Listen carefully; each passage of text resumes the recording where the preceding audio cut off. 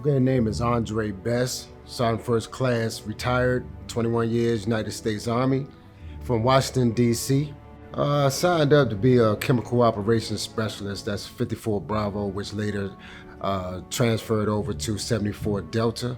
I mean, coming from my environment, had a lot of hiccups coming up as a kid. Messed up in school and everything, but I get to a certain point, you get tired of just being tired of your own self, trying to cut corners. So it's okay, something like I said, something spiritual came through me and said, well, let's get our lives together. Let's go back to school. And I walked across the stage with my cap and gown on, and that was a beautiful accomplishment for me. 7 years later to get your high school diploma. So that was an outstanding thing for me, and it opened up doors for me to be able to go into the military because they gave me a waiver for all Army sports, for boxing. Once I went in, I was like, I found out who I really was because I was challenged and I needed something different so to elevate my life. The very first moment that I'm very proud of is the fact to go into the military at 28 years of age. To be able to persevere, to get through this whole, the training phase and everything with your brethren, that was an outstanding thing for me because once you go through your graduation from basic training and you throw your hats up in the air, it's a feeling of excitement because it's like a lot of people never go through that type of transition.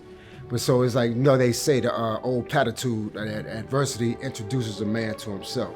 And that's actually what happened for me. And that's when I was on my way. I used to always say this one thing on the battlefield to everyone. I would say the beautiful death. They say, what do you mean by that?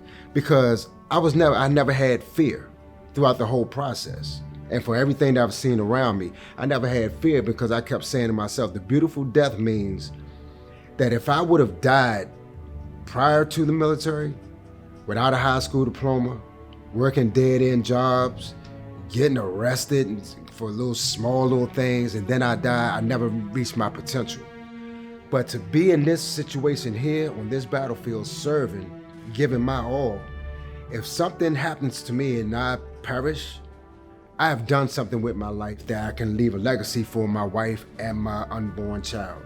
I'm still in uniform, wearing my military uniform today, still serving. I serve United States Army, and I also serve God's Army because I'm